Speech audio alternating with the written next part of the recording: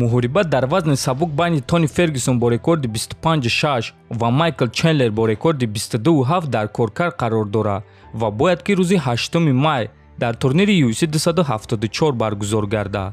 Ассалому алайкум дӯстон, хушомадем ба шабакаи мо. дар ин навор барои шумо тозатарин ва беҳтарин хабарҳоро аз ҷаҳони ММА омода кардем. Лайкро зер кунед, мо боша наворро оғоз мекунем. шахсоне ки доруҳои гиёҳӣ дастрас кардан мехоҳанд, шумо метавонед доруҳои даркории худро аз ширкати Шифофармо дастрас кунед ва ҳамин гуна ҳам доруҳои даркории худро харидорӣ мекунед ва ҳам моро дастгирӣ мекунед. доруҳо барои ришу мӯйсарбарорӣ, барои хунукзадагӣ, барои хароб ва фарбешавӣ, равғани сиёҳдона барои ҳама дардҳо. худи ҳозир ба номерҳои дар рӯи экран буда занг зада доруҳои даркории худро дастрас кунед ва ҳатман аз номи канали Паҳлавон гап занед.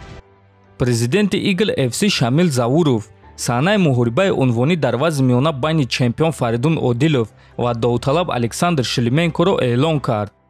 муҳориба мешава.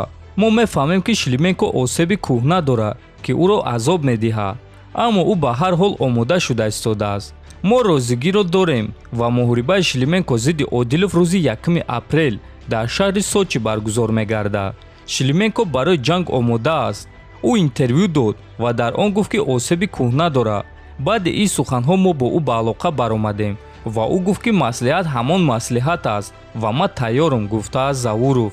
хотиррасон мекунем ки Александр Шлименко 37-сола буда рекорди 62 ғалаба ва 13 бохт дорад. аз чемпион Фаридун Одилов боша 29-сола буда рекорди 14 ғалаба ва 2 бохт дорад. дӯстон, фикр мекунем ки ин муҳориба ба ҳар ҳол баргузор мегардад ва мо қувваозмоӣ байни ҷавонӣ ва таҷрибаро хоҳем дид.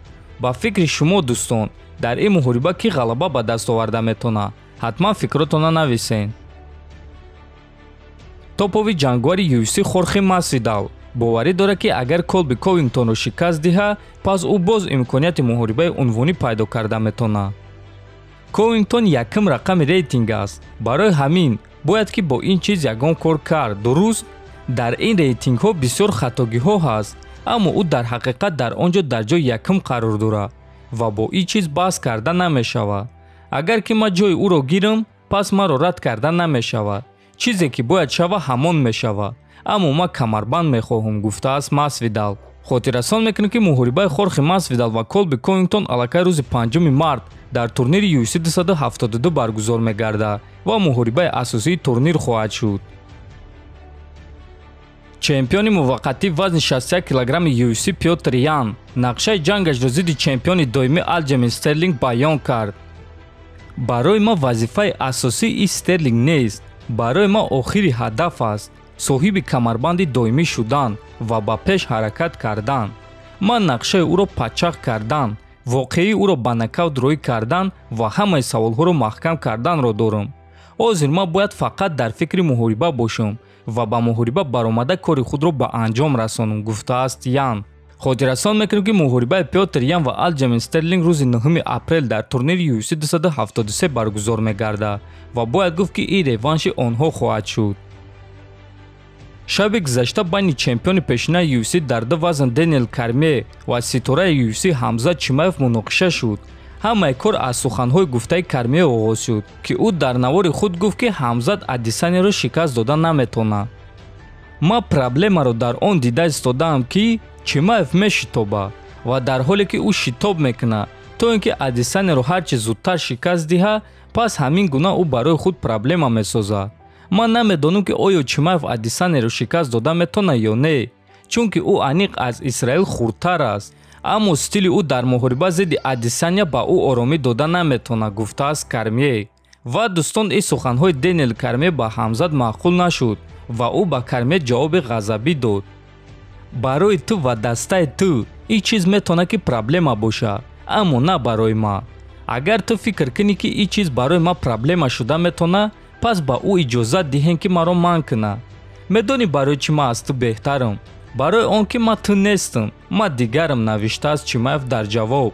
ва дӯстон, ҳамчунин худи чемпион Исраил Адисания низ оиди Ҳамзат Чимаев ҷавоби худро дод. ҳозир ӯ на он қадар фаъол аст, ман набояд ки ӯро ҷиддӣ қабул кунам. охирон муҳорибаи ӯ маро ҳайрон кард. умуман дараҷаҳо вуҷуд доранд. барои ҳамин мебинем ки ӯ дар муҳориба зидди Гилберт Бёрнс чӣ нишон дода метавонад. Чимаев дар вазни миёна танҳо як муҳориба гузарондааст. Ман ҳамон муҳорибаро тамошо карда пурсидем, ки ӯ бо кӣ ҷангида истодааст. Гуфта метавонам, ки Чимаев бисёр ҷанговарони вазни миёнаро зада метавонад, ҳатто бисёр ҷанговарони топи вазни миёнаро. Аммо ман набояд ӯро ҷиддӣ қабул кунам, то он даме ки маҷбур нашавам.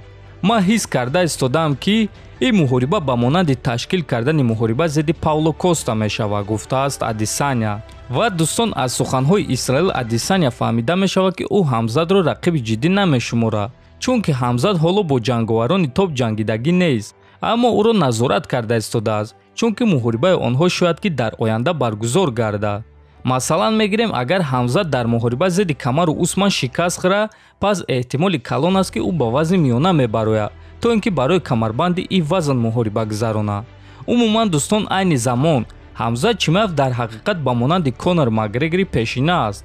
Бо ҳама муноқиша карда истодааст, рақибони худро ба осонӣ шикаст дода истодааст, хеле зуд машҳур шуда истодааст ва барои ҳамин UFC барои ӯ ба монанди Конор Макгрегор ҳамаи корро карда метавонанд. Аммо шумо бошад дӯстон, шоҳиди ҳамаи корҳои мекардагии ӯ мешавем. ҳатман фикр ақидаотонро нависен, дар канал обуна шавен, то боздид хонободу сарбаланд бошен.